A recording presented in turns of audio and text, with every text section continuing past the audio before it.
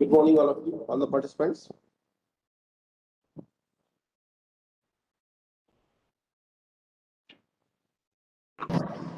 Good morning, sir. Good morning. So this is fourth day of our STTP. Today we have a series of very excellent lecture.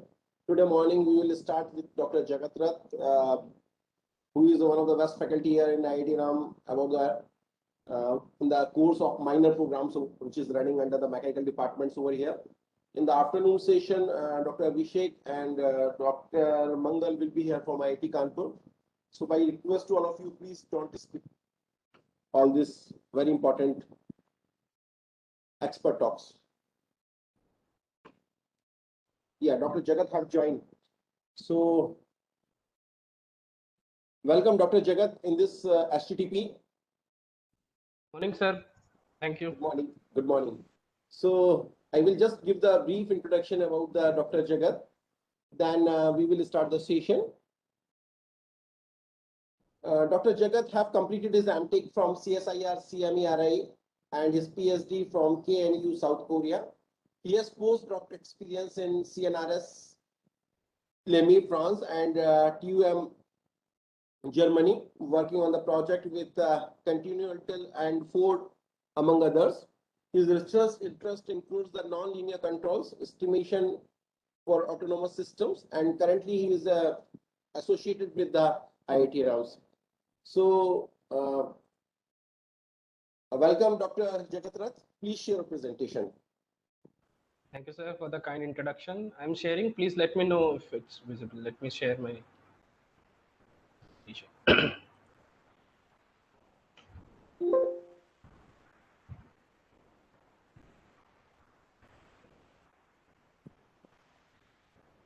So is my screen visible?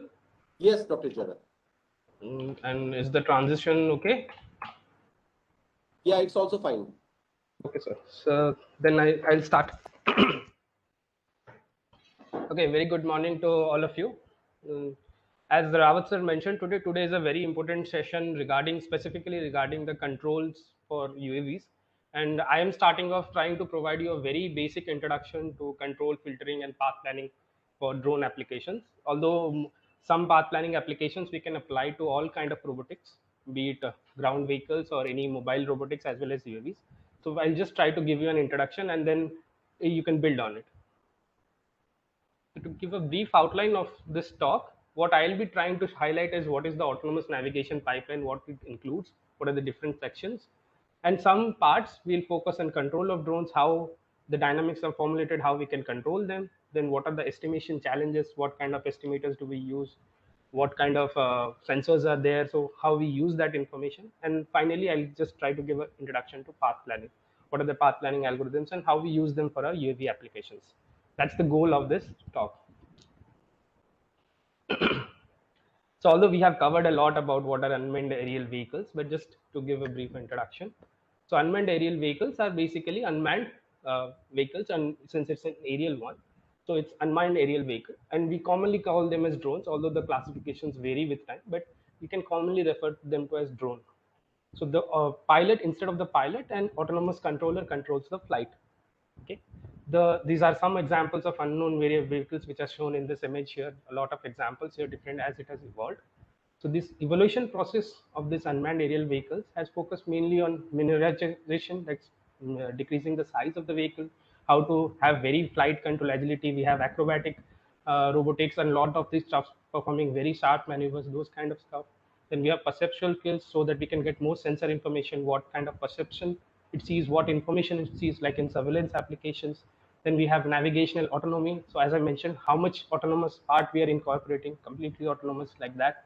Flight endurance, how much time the flight is going on, that kind of focus is there. And also unconventional skills such as aerial manipulation, where in mid-air you can perform maneuvers. Those kind of areas are generally the domains in which UAVs are progressing currently.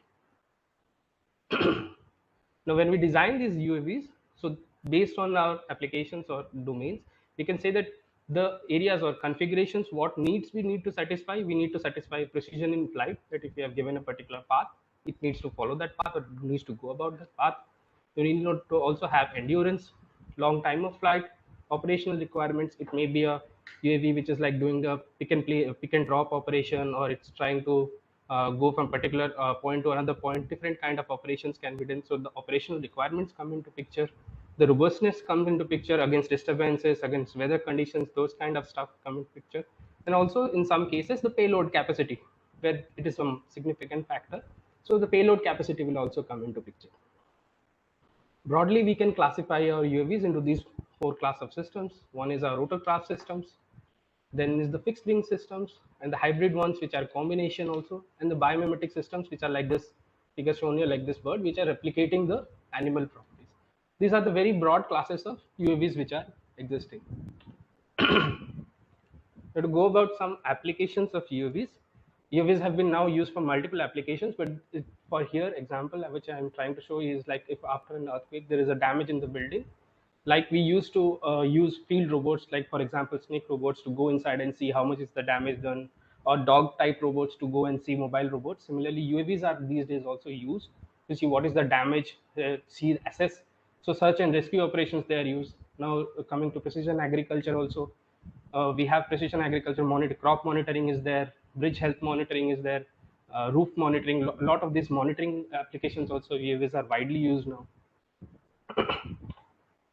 Apart from that, we have in transportation. Nowadays, we are coming up with pizza delivery, and Amazon is also using UAVs. They are testing out the phase where they're using UAVs for delivery and all these operations. Widely applicable scenarios where we see a lot of wedding photographers using this aerial photography as well as mapping for lot areas. Some experiments with also law enforcement has been done where this UAVs can act as police. So those kind of applications are opening up. So these are the broad areas. Apart from that, here I am trying to show that UAVs can be used for multiple types of commercial and industrial uses. So here like shipping, partial delivery, mapping, lot of this, event photography, construction, wildlife monitoring. The possibilities and exploring the dimensions for UAV application is limitless now. As we are increasing, we can use, and the regulations as they are more and more developing, so we can use UAV for a lot of applications. So the scope for this domain is wide. Now, if you look at the drone market forecast, this is from 2020 to 25. Gradually, over the all the continents, we can see that the percentage of the drone market is continuously increasing. And compared to what I would say is compared to autonomous vehicles on the road or other kind of autonomous agents, the UAV market is increasing at a much faster rate, and the technology is coming also much faster. So it's going at a very good pace. Now, the focus of this talk, as I mentioned, the autonomous navigation pipeline. So basically what we are trying to do, we are going to fly our drone autonomously to complete a specific task. Now in the pipeline, there should be steps. So let's start with the first step. So if I have my drone and I am providing the inputs to the motors which are equipped with the drone so that the propellers rotate, then I can complete the task, means make the drone fly up based on controlling the speed of the motors, and it can achieve a particular trajectory. So the first step is what I'm saying is, if I have actuator inputs, that is I'm giving the command to my motors so that the motors rotate at a particular speed and the propellers move about, then it can complete a particular task. So that becomes the first step. In the next step, we have to control the motors because I want different speeds to complete different type of motions. So I want to control the speeds. So in that case, I come about the flight controller. So this flight controller is our autopilot system basically, and where we are giving desired commands that we are giving, okay, this is the angular motion and this is the translation motion which you want to cover. And the flight controllers, relying on the dynamics of our system, that is our drone system, and the path and other factors, it tries to generate what actuator input should be given to the drone. So before the drone, the flight controllers comes into picture. This is the second step. Now if we move into the next step, comes the navigation. Here, navigation is, we are giving a path, we are giving a specific trajectory and asking the drone. It can be a straight line path, it can be a circular trajectory, different kind of trajectories we can give, where our user is the reference. Okay, we are specifying from the user side, this is what I want the UAV to follow. It's an externally commanded trajectory, and based on that, it's generating the reference commands for the flight controller, which is then generating the inputs and then to the drone, and we can see the outputs. This is just the visualization module where you can see the outputs or visualize your results. The last part of our navigation pipeline is of course the sensing part. So once our drone is there, since we have a lot of sensors on it, so we have the sensing and filtering block. This is also the perception module as well. So here the sensing and filtering from the outputs is coming into picture, which is fed back to the flight controller as well as to the path planning module. So this becomes our completely autonomous navigation pipeline where we have path planning, we have the flight controller, and we have the sensing and filtering block. Together they integrate and work to provide the drone the required actuator commands, which are then executed. Okay. Now to begin with the first one, that is our control part. So the first, to why we need to and how do we start. The first thing is like if you have a quad here like this, so there are multiple operations I need to perform. Like I can ask it to stabilize, hold altitude, hold orientation, like that. I can say I can ask it to loiter around a specific trajectory. I can ask it to return back and then lift off. But since it's a physical body, so it relies on physics, the nature laws, and then we have to design our controller based on these dynamics of this body. So if, because this is a quad and these are the just four propellers here, and I've tried to orientate the axis. So the quad is flying at a particular space and we want to control its motion. So we have a reference frame, which is the inertial frame attached to the earth, and we have the body frame, which is attached to the quad. Now what we want to do is, since we have different components, be it sensors, we have the quad itself, we have this inertial frame, we have multiple frames, we have other quads coming into picture also, so there are multiple frames. So we try to get them to all one frame so that we can develop our dynamics and control model. So what first thing what we require is our coordinate frames of reference. By getting the coordinate frame of reference information, I can determine what is the pose. By pose here I am talking about the orientation, that is the roll, pitch and yaw angles. That I can know, okay, this is with respect to this coordinate frame, this is my roll, pitch and yaw angles. Then once I get the coordinate frames, okay, this is the world coordinate frame, this is the body coordinate frame, this is the roll or vehicle coordinate frame, like that I get the information. Then I can move into the next step, which is kinematics and dynamics formulation.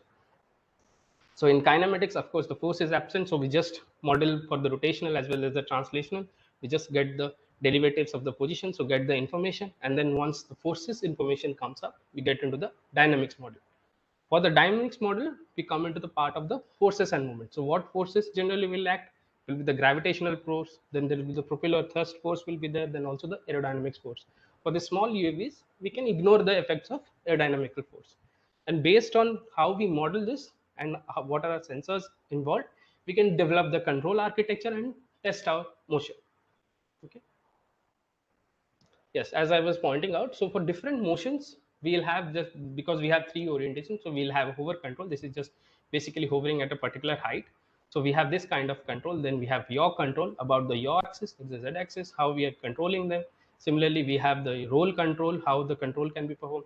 Here the up arrows which are pointed up just to show that these speeds are more and these speeds are less, and the direction it is mentioned. So in that sense, we have roll control, pitch control, and yaw control for the UAVs, which are performed for different scenarios. So we can perform all these control tasks.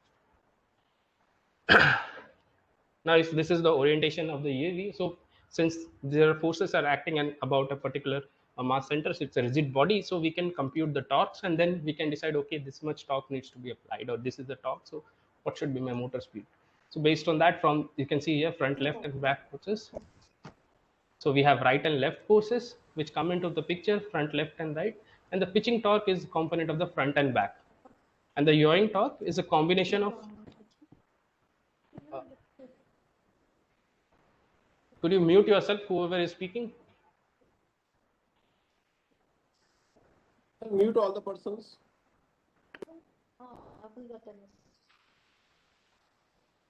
Please, all of you, mute yourself and don't, please, we have muted everyone. Please don't unmute. Okay. Is my voice audible? Yes, sir. Please go ahead. Yeah.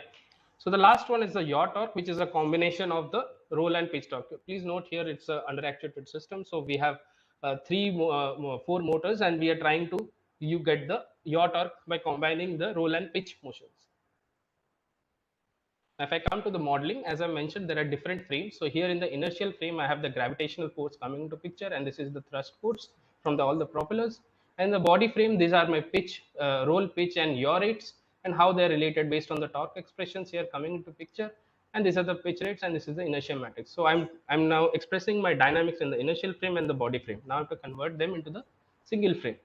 So once, based on the motor equations, what we try to do generally is we try to say that, okay, we are modeling our force as a proportional of the angular speed of the motor and the movements accordingly. So based on that, I can formulate what is the relationship for this pitch roll and pitch roll rates, and I can get what this is the control input I need to design, or this is the actuation I need to provide to my motors. Accordingly, that this is a very simple example, because you can see here these are all nonlinear motions, because the forces will be there, and we have a coordinate frame transformation, so there will be sine and cosine angles coming into picture. When we want to design our controllers, for simplicity's sake, we try to linearize it so that we can design linear controllers for that case. So the first case, or the simplest case, is hover, where the quad is adjusting its altitude by applying equal thrust to all four rotors. So it's going to a particular height and just hovering there. So here the gravitational force is just balanced by the thrust force. And since we are having no other orientation type motions, we have the pitch, roll, and yaw very low, and the yaw angle is just reference, and the pitch roll are equivalent to 0.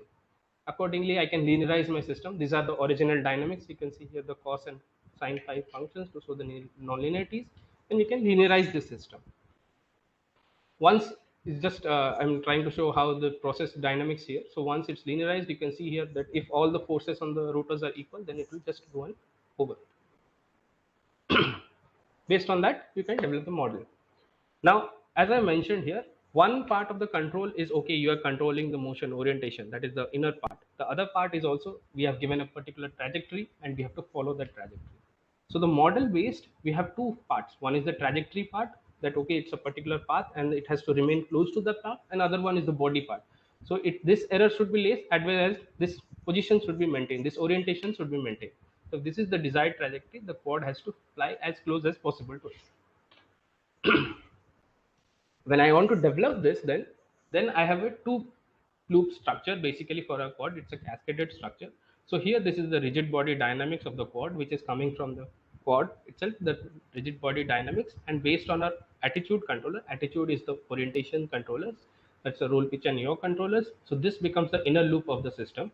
So this is the inner loop where you are controlling the orientation, and the outer loop is the position. So here from our trajectory planner, that's the reference, we get the information of the positions and we control the position here, which then generates the reference for this roll, pitch, and yaw.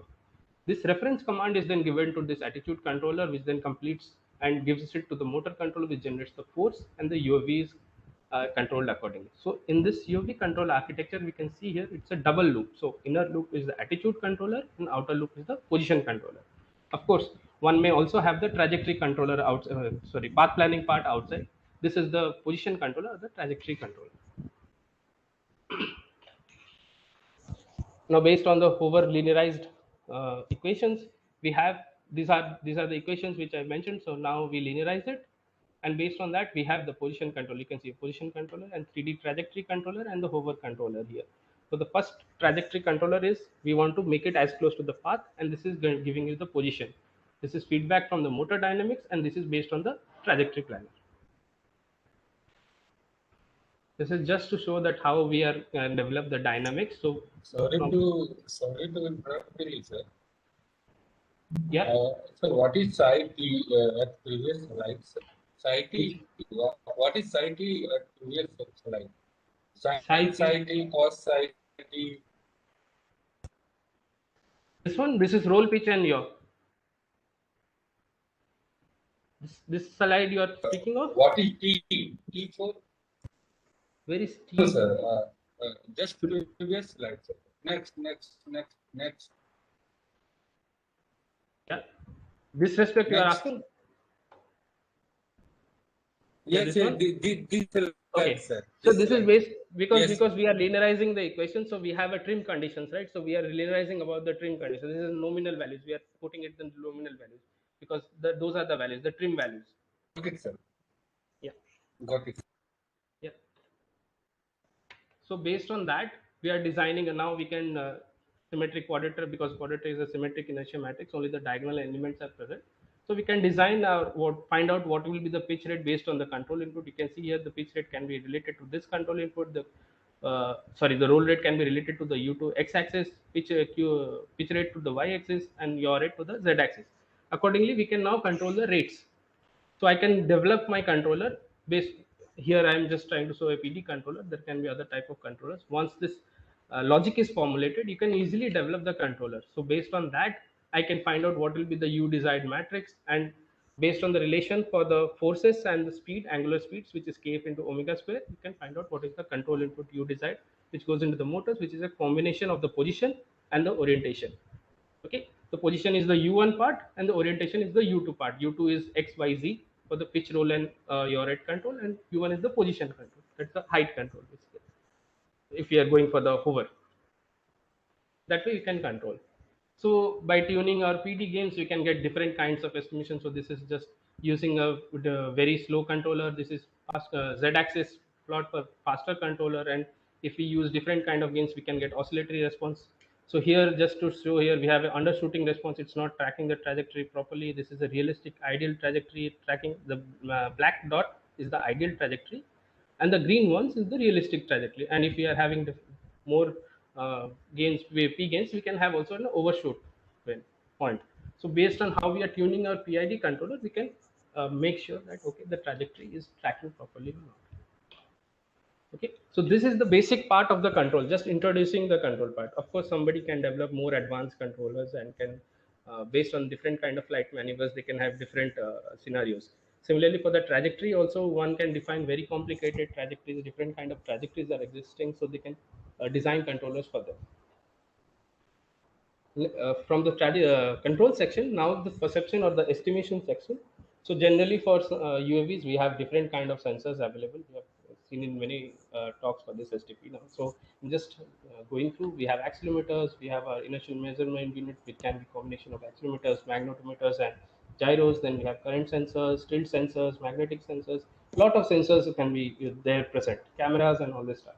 So these sensors in our UAV will be used for localization, finding out where it is, perception, seeing it, and environmental factors measurement. So here is an example of a camera. There are different kinds of cameras which have been used. We have seen an excellent talk on remote sensing yesterday, where discussion on cameras was given. So here I'm just trying to show that a lot of cameras can be given, and we have different monocular, stereo. We have cameras which are coming into picture. Then we also, for the position finding system, we have the GPS system, where GPS, based on GPS, how different satellite combinations it can get the location. Apart from GPS, there are also different kind of other. GPS is the US system, so we have also Vedu from China, GLONASS from Russia, Galileo, Navic, which is operational name from India. So we have different kind of GPS type sensing units to get the position information. There are other sensors also, that this is the axis magnetometer, which is used for position measurement. This is the range finder also, ultrasonic one, which can be also used for position measurement. This is LIDAR, thermal sensors, multispectral cameras. Lot of sensors are used. But if these all kind of sensors are used, do we really need to design estimators? Because I'm not talking about just about filtering, but do we design need to design estimators? So for our aerial vehicle, to maintain its operation perfectly, we need the information of position, velocity, what are the obstacles in the picture, the mappings, area mappings, position and intentions of other robots, humans, disturbances, etc. Now, these typical sensors which are used, which I showed here as these kind of sensors only. But using these sensors, we cannot get all kind of information, because these measure, like for example, position and acceleration only. We don't get the information of velocity. We don't get information of orientation. We get of the rate. So we have to derive that information using these sensors. So in that process, what we do, we use the sensor information, devise an estimation algorithm based on the models, and get a variable of interest. So for example, if I am having an accelerometer, I can use that and develop an algorithm, estimation algorithm, to get the velocity. Generally, what you would do from the acceleration, if you integrate, you get the velocity. But that, if the integration with time, it will introduce a drift. So we have to remove that. So there we can use different estimation algorithms to remove the cause of drift, like that. Bias, all these factors will come, noise. How we can remove that using an estimation algorithm, or reduce that rather, and get our variable of interest. So the commonly used estimation algorithms Others, if you go into the deterministic techniques, that yes, Limburger observers, SNC observers, H infinity, lot of observers and estimators. Here we can say it's basically the same, just two names. So these kind of estimators are there. Then in the discrete time or for probabilistic techniques, we have least square estimators, Bayesian, Kalman, and extended Kalman filter. Here is a very simple illustration for the Kalman filter. So where we have probabilistic distribution for the each how the state is progressing based on the dynamics. So in the prediction cycle, you predict. Once the measurement comes into picture, this is the measurement information as a probability density function, and the prediction is corrected based on the measurement information to get an estimate. This cycle is repeated. So this is the very general, very simple explanation of the Kalman filter, where in a prediction and correction cycle, our measurement is updated. It can be used for filtering as well as estimation purposes. So what are the different kind of estimation tasks which we do use? These are some examples where we do height estimation, what height it is flowing, the attitude estimation, as I mentioned, the roll, pitch, and yaw. Those are not directly measurable, so we try to get them attitude estimation. We use them for also for velocity estimation as well as for sensor fusion, which a lot of people have already talked about. Sensor fusion, where we combine different sensors using Kalman filters, extended Kalman filters, other type of particle filters to get more robust information. So these are various types of estimation. These are not the only, but these are various types of estimation tasks, the state estimation tasks, which are used for UAV applications. Then also other estimation tasks, we have obstacle detection. Similarly, we can use different kind of techniques to get for obstacle detection, where we are flying, detect, and then in the next module we can correct if it is obstacle is detected. In that we have the sensing area obstacle. Here you can see it's flying, this is flying, and this is the recalculated trajectory once the obstacle is detected. If this is the sensing area, once the obstacle is detected, we can recalibrate and moves to the final position again, to the original trajectory. So these kind of works are also done in obstacle estimation is there. Now, the last part of estimation which I wanted to also talk about is localization. So what is localization? Localization is basically answering the question, where am I, or where it's localized, right? So if the UAV needs to go from point A to B, it needs to know where it is, right? How it should fly through the star. So it needs to know in a map where it exactly its location is, so that okay, I am at this point, I need to apply this much of force or this much of acceleration to move to this point and then gradually move on. So it needs to know its location. So it has to do navigation without hitting obstacles plus detection of goal location. It needs to do this. And then it is possible by following always the left wall. Here to give an example, if it starts from here, this wall it can follow. But how to detect that the goal is reached unless it knows its own position? And what is its efficiency? Is it the easiest path which is trying to follow? So these kind of questions come into picture when localization is there. A lot of localization based techniques are there. Some of them are these GPS based localization. Again, once the sensing based information is coming, so you can use sensors and then you use filters, then you can refine the information. We have also beacon based localization for robotics, where the beacon is there and trying to find out the orientation with respect to the columns. For UAVs, we have motion capture systems where the sensors and the motion capture units are at different places, and it recognizes how far it is from the motion capture unit, and based on that we can design them. And also probabilistic map based localization, where we have developed a map, and with respect to the map it tries to find out the position. It predicts the position and observation and matched it with the map it has. If it finds it correct, then it knows okay, it is at this location. So these kind of localization techniques or where estimation is generally used. Coming from localization, we also have the domain of simultaneous localization and mapping, that how can a body navigate in a previously unknown environment while building and updating a map of its workspace. It is trying to find its location as well as it is going to update its workspace, which is using onboard sensors. So when is the necessary? Because we can be flying in a very dynamic environment where we need to, the terrain is changing, it needs to update the map, other information is coming in. So where the robot is truly autonomous, that there is no human control completely. So SLAM plays a major role. Where there is no prior knowledge about the environment, so I don't know I'm flying it, so it has to develop the map as well as localize it. And we cannot rely exclusively on pre-placed beacons. Of course, it's no knowledge of the environment, so we don't have that, or external positioning systems. And when the robot of course needs to know where it is. So if it is having these kind of, in a room here to show an example, it is having these kind of obstacles and it needs to fly about, it doesn't know, it develops the map as well as flies around. These kind of works are also where estimation will come into pictures. Yeah, just to see one example. So this is robust local motion estimation in the first step. Then you go into developing a map, closed loop detection, and once that is done, map optimization, you develop the map for the UAV. Gradually, it can develop it and then it can fly over. Now coming to the last part, which is path planning. So what is path planning? Basically, we are asking a UAV from one to fly from one particular position, which is position A, to position B.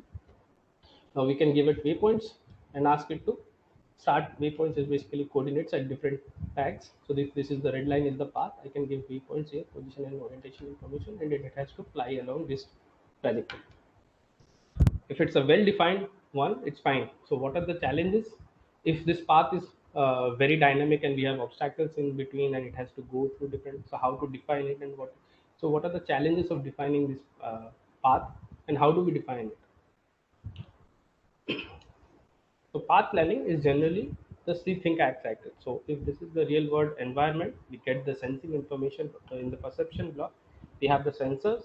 We get the information from the sensors, extract the information, then go into the localization step where we localize, develop the map, up, provide the position from the global map, and this is the cognition part where we do the path planning. Okay, this is the path it needs to follow. Of course, we have the mission commands go from this point to other. Now, once the map is developed, it gets the information. Okay, this is the area I have to follow. This is the position coordinates I have to follow, which is passed on, and then this comes to the path execution and actuator command. So this is basically the lower level control part where it is executed, and this is the upper level part where perception and path planning comes into picture. Here we can do the path planning, and here based on the sensors estimation, the localization task, the map is updated. So it's in a complete cycle. So you see this first cycle, it goes about, okay, this step is completed, then it moves about again sensors where it is, if necessary to update the map, localizes it, if necessary to update the map, then it updates the map and goes about path planning accordingly. So this continues in a loop. This is how the sync theme add cycle works. All the loops for the autonomous navigation cycle work in this particular fashion. So what is path planning? In general, what we can say is path planning for any kind of robotics application is the task of determining a set of actions to take a robot from one known state to another known state. We have given an initial point and we have given a destination point. So if this problem is that we have a wheeled robot and this is a terrain, basically 3D map of a terrain. So the target is to move from this initial point to the destination point. One can take, of course, multiple paths. Here, two example is shown. One example is this through path A, and one example is through this path B. So you can see here at different points, it's showing like, okay, what is the time taken? So if time is one of the constraints or one of the necessities of our operation, here if I am saying that it is 150 seconds, if I combine that, which path I need to say, which is the lowest time taking path I need to follow that, or which is the safest path I need to follow that. Based on my design requirements, I need to find out the best possible path. This is the notion of path planning, that I have to find out the best possible path which my robot should be taking. So path planning, we can say that what it is selecting a certain sequence of actions to meet a certain goal. We have to select a particular set of actions, okay, so that it follows a or completes movement from one point to another point. Typically, in planning, the actions are hierarchical, one after the other. Take contingency into account. That is, if suddenly something comes into picture, how we can replan, and also ensure cost reward trade off is done optimally. So we have an optimal path formulation. So we have trying to optimize time constraint, cost constraint, different kind of constraints can be done. In robotics, we have planning for multiple applications. It can be task planning, path planning, trajectory planning, graph, if graph kind of robots are there, also foot placement, bipedal robots are there, then foot placement planning, lot of areas planning is used. So what are the challenges in planning for robotics? It's not an easy task for in a dynamic environment, because we have to find a very specific path in a dynamic environment to create and also execute the plan. Execution time, for length of optimization of collision free path, because we don't want to collide with other obstacles. So those kind of challenges are very difficult. We have to recognize the obstacle as well as try to find a way around it, if it's a moving obstacle or not, if it's a static obstacle or not. 3D, 2D, what domain we are working on, that becomes difficult. Search fits complexity. What area are we searching, so that we are trying to find a path. If it's a huge area, small area, how we are formulating it. It's in 3 dimensions, it's in 2 dimensions. That kind of complexity will come into picture. Terrain interaction complexity will come into picture. This is for mobile robots, of course. Terrain interaction, because we can have different kinds of surfaces, so those kind of complexities will come into picture. Then we have dynamic obstacles, unpredictable environmental conditions. Lastly, we also have a robot dynamics, which is fast or slow. There are high-speed robots. So how we execute this maneuver. So these are all challenges in path planning. So how do we go about this?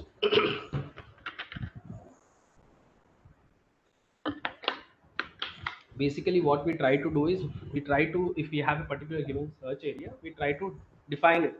Okay, this is my search area in particular representations, so that we can develop it. So we have this structure where we categorize our entire area into occupancy grids or maps, graphs basically, and try to search along the graph which is the best path. Or we have this meshes and exact paths like point clouds, unstructured ones. So in path planning, it's a very common approach to develop some kind of this discrete graph representations, and then we can, once we develop a graphical map, we can use some search algorithm to find out what is the best possible path along that graph. Since we are developing a graph, here is very basic introduction to graph theory. So graph theory in a very general way can be understood as a technique which is widely used for connecting two or more points. So here you are seeing it as a graph, but think of it as an area map, where the map is divided into this, completely divided into these graphs, and we have to move from one point to another. So for example, as it is shown in the red line, from this point to this point, it is moving to this point. So these edges are called, sorry, these edges are called vertices, and these connections between two nodes are called edges. Now I have to find a path which goes from the initial, from this point to that point, and the entire trajectory becomes my path. Okay, so this is one of the paths. If I can also go through this point like this. I can also go through like this. Multiple paths will be there. So I have to find out which is the best path depending on my necessity. Once we develop the graph, then we can use the graph search algorithm. So which will search, okay, we have to go to this node, or we have to go to this node, or we have to go to this node. Accordingly, it can develop. If we define our graph search algorithm accordingly, it can move on. So one of the simplest techniques, we start with some planning representations, how we are representing. So one of the simplest techniques is called visibility graphs. So if these red parts are the obstacles, and this is the red dot is the initial position, and the green dot is our final position. Our objective is to move from this position to here without hitting the obstacles, right? So the shortest path consists of obstacle-free straight line segments. We are connecting as straight line segments. Of course, it's easiest to follow, connecting all obstacle vertices and start and goal. So we have, these are the obstacles which are defined, and if we can define the vertices, we just connect them and try to find out which is the shortest path possible. So from here to here, like this, I can go if I connect the vertices, and then I can reach my goal. Like this. This blue dotted line path, I can reach it in this way if I connect the vertices. So one thing for visibility graph, of course, is that the vertices should be visible from here to here. Like I can connect these two vertices because from this vertex, I can see this vertex. So this is like a graphical. You can see this as a graph representation because this is one node or one vertex from here. This is the second node. This becomes the next edge of it. We are following this trajectory like that. We can design it. So for the visibility graphs, it's all straight line motions which are trying to follow. We also have something called Voronoi diagrams, where if this is a area which is need to be covered, this is the search area, and this solid parts are representing the obstacles. So what we do, we basically try to categorize or divide it into polygonal fences. So we divide it into polygonal fences, and we have to try to find a path along these fences. So you can see here the robot is there, and it has to move along these fences, and it has to reach the goal avoiding. So suppose it starts here, it has to move once these fences are designed, it has to move along. So this can be one node, this can be the second node, like that. Here it's not that it needs to be a straight line, but it's visible. We are designing this as polygonal fences. So you can see here for an example graph motion. So if it's a 2D graph here, so here it's moving from one point to another like this way. These triangles basically representing the obstacles around which these polygonal fences by concept of Voronoi diagrams are developed, and the resulting polygonal fences can be considered as a connected graph, because this is like a connected graph, and a search algorithm can be used to find the optimal path through these edges. So we can follow this path and reach the goal. So this is the use of Voronoi diagrams representation using polygonal fences. Of course, we have other techniques, which is cell decomposition. So behind this cell decomposition, here in this case, we saw we are decomposing it into polygonal fences. Here it was directly connecting to edges. Now we come to this area where we are dividing the entire space into these small grids or cells. And we will start, if these are the obstacles, we will start from here and try to reach this point. So we have to go through these cells. So if you, in a zoomed up view, if the cells are defined, and these cells can become the nodes of a graph, and we can find out the between one middle point to other, we can find it in this way, and we can find the trajectory accordingly. So there are different types of cell decomposition techniques. Two examples here is approximate cell decomposition, because I'm breaking into small grids here, approximate and exact, but it is not crossing the obstacles, you can see here. And accordingly here also I can try to find a path which is going through like this to the end. So I can make a grid like this, again a graph, and I can try to use a search algorithm which finds from the starting to the end. So this is another type of representation, that is the cell decomposition representation. Of course, there are other type of graph-based representation, because cell decomposition will go into higher dimensions. Then we are moving at a particular point, and we have grid or lattice where we try to branch out in different directions at each point.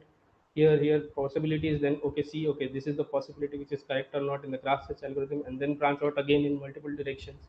So it's basically trying to construct a tree at each point, and then change the motion sequence into a plan. Accordingly, it will move each point, then it moves in this way. So instead of making it into small grids, it finds multiple solutions and then picks the graph search algorithm should pick one solution. So once the mapping is done by using Voronoi or visibility or cell decomposition technique, then the question comes, we need to search, because once the map is done, we need to search the path from the initial to the final location. So the main idea in this search algorithms is to find the next node of the graph. It starts at one node. What is the next node, which is ideal? So what should on what basis it should be found? The first one is completeness. So how long it takes to find the solution. If I'm searching and it takes a very long time, I don't need that node. If I'm trying to find out the time complexity, or how much memory does the search require, space complexity, how much domain it has to search, and also the optimality. Does it find the lowest path cost? Of course, when we are saying of a path, like I mentioned, if time is of one information which wants to go, then another one is safety. So we can define the cost associated with each path, and we want to find out what is the lowest cost. If I travel through this path, it should be when the cost is suppose 10 units, and if I travel to the other path, which is the first path, which is fastest, I'm spending 10 units. But the second path, which is safe and fast, is suppose spending 12 units. So we have to decide if which one we have to pick based on our requirements. So these points are the criteria for evaluating a search algorithm which we want to use. So broadly, the search algorithms can be of two types. One is informed search, where the information of the goal state is given, so we know where the goal is, and we have formulated a graph now, and we are trying to search. Okay, so what we do is we try to formulate a function which estimates how each node is close to the goal state and tries to cover it. And the other part is uninformed search, where we have no information about the length or cost of a path to the solution. The plans to reach the goal state from the state differ only by order and length of actions. Okay, so these are the two types of search techniques. The first one is developing the search trees. So once we have a graph, if this is the graph, now from each node I'll try to develop a search tree. A, D, C. So this is from A, I have B, C, D. Then from D, what are the connections? I first develop my search tree.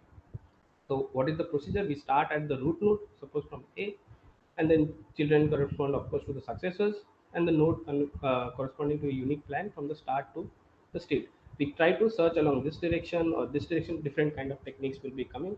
Which do we search along the horizontal or the vertical length or breadth accordingly. So first from the graph, we translate it into a search tree for ease, and then we try to search along this tree which node we should be following. So these are two uninformed search approaches. One is the breadth first search. So the breadth first is along the horizontal direction. So it starts at the tree root or here and explores all. First it will start here and explores all. Okay, it doesn't find, then it will come to this stage. It will explore all. Doesn't find, then it will come to the next stage. explore all like that. That's the breadth first search. And the depth first search, it goes into just the longitudinal direction. There's a vertical direction. It start, it will go through all this chain first, doesn't find, then it will come here, then it will go through all the chain first, doesn't find, then it will come here, like that it will go. So it goes into the depth wise direction.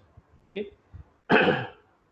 So the one of the challenges of the depth first one is may get lost in an infinite branch and never make solution the node, because it starts here, it keeps on going. This is just an example of a small graph, a small tree. But if you have a very wide graph search area and huge tree, it keeps on going down, down, down till it finds a solution, right? So it becomes more tricky there. Now the informed search approaches, when we move into that, so these are like we have a starting vertex and we have costs now associated with the this, as I mentioned. So this cost can be time cost, can be space, multiple types of costs. And we have these informed search approaches which are now going to move along these directions. Based on which is the minimum cost which needs to be followed, I have to find a path. Okay. So from one starting vertex, what are the shortest path to each of the other vertices for a weighted graph? That is, costs are given. So once costs are given, I can find out. So there are multiple type of techniques such as Dijkstra, A star, backward A star, D star. A lot of these techniques are used in informed A star search approaches. So to give an example here, so we want to reach the target cell, and these are the obstacles, of course, in the grid. So we want to reach the target cell, if possible, from the starting cell as quickly as possible. So what is A star going to do? This informed search approach. So A star algorithm at each step will, it starts here and it picks a node, and how it is trying to find? It is trying to find the past cost and a heuristic function which is estimating the cost remaining to the goal node. So it will combine that information. So the path cost is basically what is given the edge cost. That is the movement cost would move from the starting point to given square on the grid. From this point to this point, this is the path cost. If it is here, the path cost is, we will combine that. So that path cost come into picture. And the estimated distance, suppose this it is at this point and this much distance is left to the goal. So it estimates that. If the estimation is correct, then we keep on moving, we keep on adding and try to reduce that cost. So the estimated part and the path cost are combined together, and that cost is optimized. So this portion, the estimation movement cost, move from a given square to the final destination. It's a here, and to this portion it is estimating. So based on this estimation cost and the path cost combination, we get an optimal path. Now, of course, how the cost choice is very popular choices. We can define it. Some are like Manhattan distance is used or Euclidean distance is used. Each step we neglect the trying to find the path by neglecting the obstacles. And at each step, our A star algorithm will pick the node or the cell. This is the node basically at each step, which is having the lowest evaluation function, which is the combination of the path cost and the evaluation cost. So whatever the minimum value is, we keep on going from one node to another. It can travel in this way, but based on our estimation cost and path cost, it finds this is the optimal path.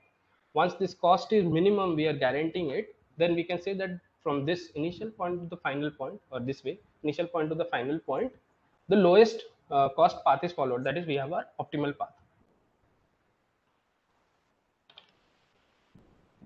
So this is just to similarly slow the A star algorithm. So here A star algorithm makes the most intelligent choice at each step because it's finding the least cost path. You can see the algorithm goes from 4 to here. It doesn't go here, but it goes to here diagonally, because this will be the lowest cost path here shown by the cross. And again, it doesn't go here, it goes here like that. So the path will start like this. It will go from here. It sees nothing. We don't need to go there. So it goes to this path, then here, then again like this. So A star will try to find out, okay, which is the least cost path, and give you the, okay, once you have your graph and the search nodes, you can follow that accordingly. Now, when we have this graphical planning representation, because in the first case only we started by making graphs and then we are trying to develop this search algorithms.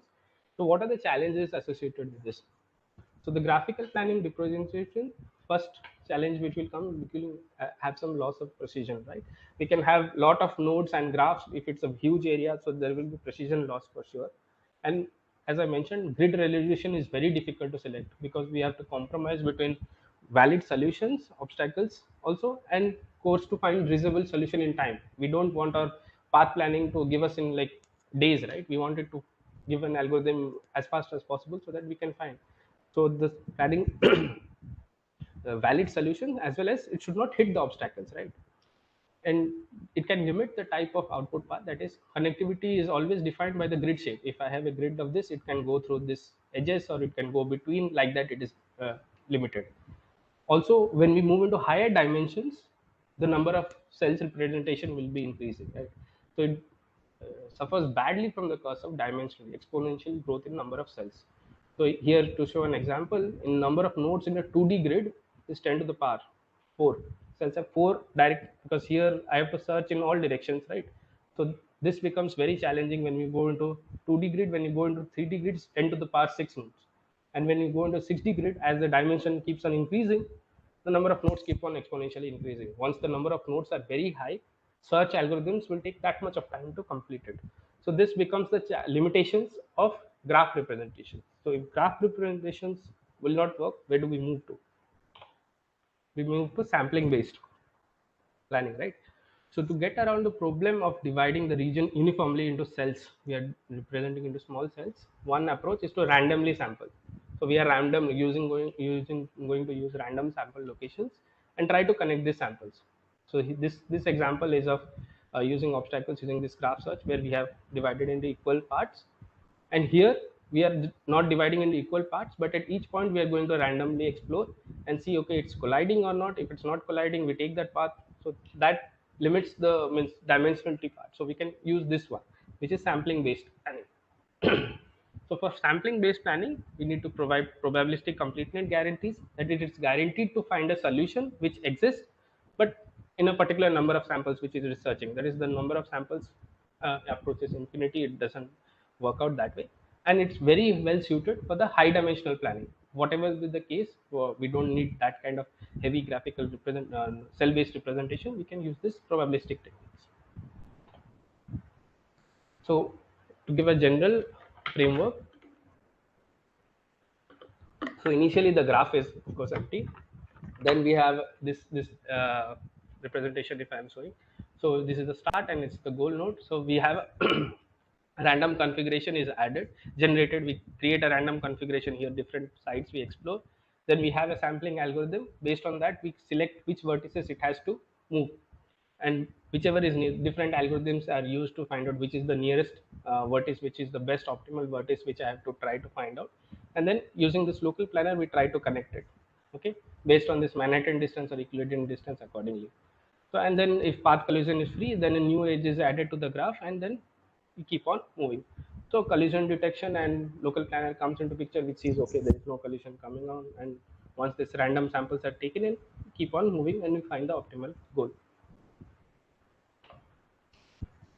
So one of the commonly used sampling techniques is this probabilistic road maps.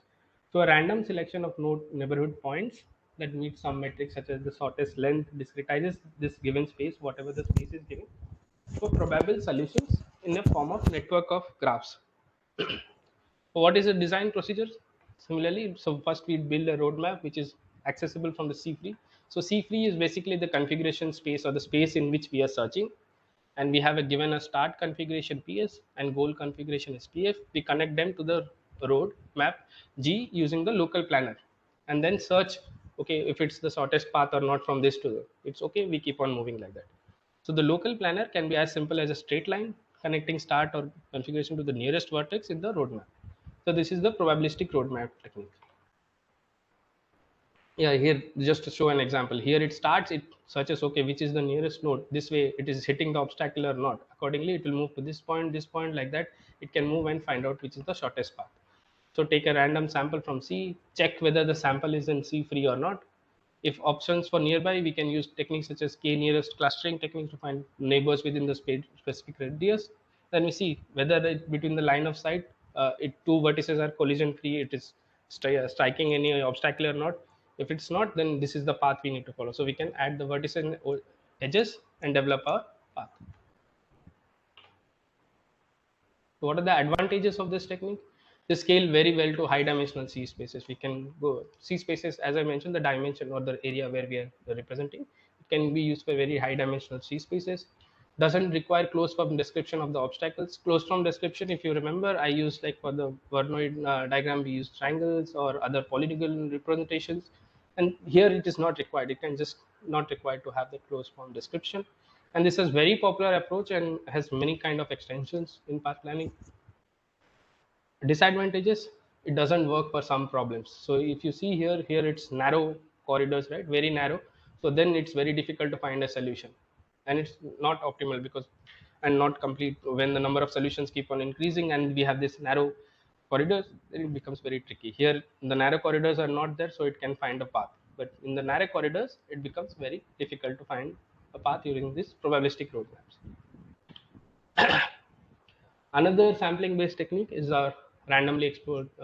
exploring random trees, RRTs basically.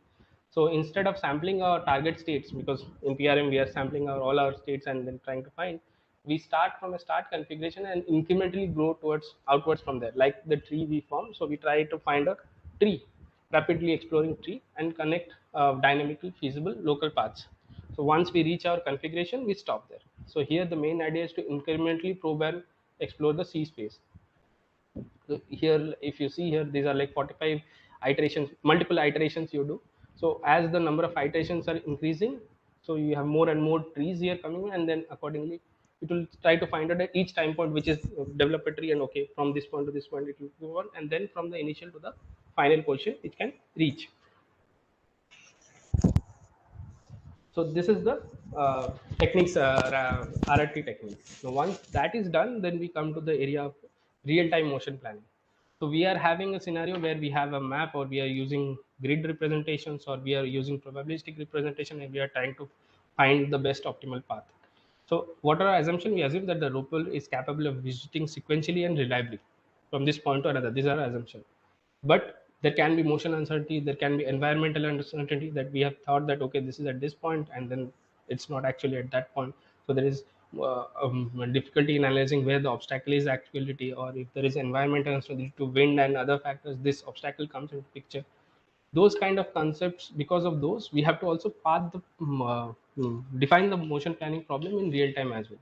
So we have a local planner which is doing it first when we have a particular map, and then we will have a real time planner which will update it if necessary. So we have a concept of layered motion planner, that is local and global. So this is the concept of real-time motion planning. So approximate global planner first compute the paths ignoring kinematic and dynamic constraints. We do not do it in real time. We have a map and we develop a path. Okay, this is the path which it needs to follow. That is done. That's the global planner. And then in the local planner, it accounts for the constraints, the obstacles and all. If it sees that, okay, it checks with the global planner. Here you can see here we have the sensor data, the robot is there, it develops the map, and this is the develops the global planner, which is using this global planner using the Dijkstra or A-star algorithm. We have a path plan. Now in the local planner, we can use different techniques which can be implemented in real time much easily, and there we can see, okay, the global path is not correct, I can then correct it. That way the combination of this local and global planner will come into picture to combine and solve this path planning problem. So this whole autonomous navigation pipeline will combine of this. This is the physical world, that is a UAV. We have sensors which will need to do this global mapping, that is SLAM, then local obstacle map, localization and all this stuff. Then it will come to the path planner, where we will come to the path tracking, collision avoidance, position, orientation control. This is the lower level. And this is like executive is just the user commands which is giving it, okay, formulate this kind of action, and which is given to the actuators and then to the UAV. This is the whole autonomous navigation pipeline. So where the perception unit comes into picture, the estimation comes into picture, the path planner comes into picture, and the control part comes into picture. This is the whole autonomous navigation pipeline here. Thank you. Thank you, Dr. Jagat. Any question from the audience? Participants? Sir, for this localization and planning, which software you are using? Are you using ROS or Gazebo? No, I am not. Currently, I am not using ROS. ROS, of course, there, but I am currently using MATLAB only. So we are exploring currently in MATLAB, but the other softwares are there.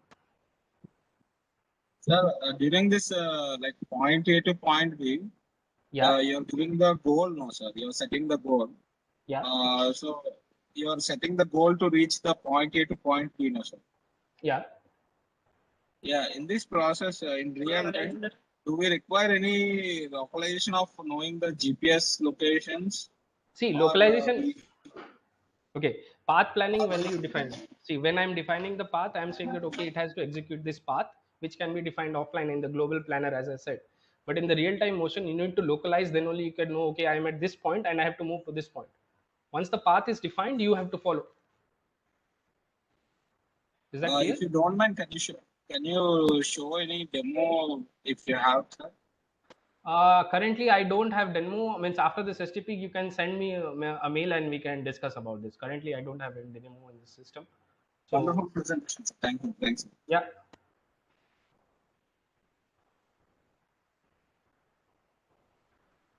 Any other question for the participants? Thank you, Dr. Jagat, for a very nice and interesting presentation. Thank you very much. Now, next session will be start from 1:30. Please be present for this particular session at 1:25. We have also noticed down that a few of the person is not filling the attendance sheet, even though they are in our WaveX attendance, their name is reflecting. So I request we are sharing the attendance link for Monday and Tuesday also. So please fill it up. We will verify your attendance from the WaveX attendance. Okay. So if you are present, please fill it. Thank you. Thank you, sir. Thank you, Dr. Jagat. Thank you, sir. Dr. Jagat, Yeah. please share your presentation. So we will share it to the Yes, sir. Sure, sir. participants. Yeah, sure.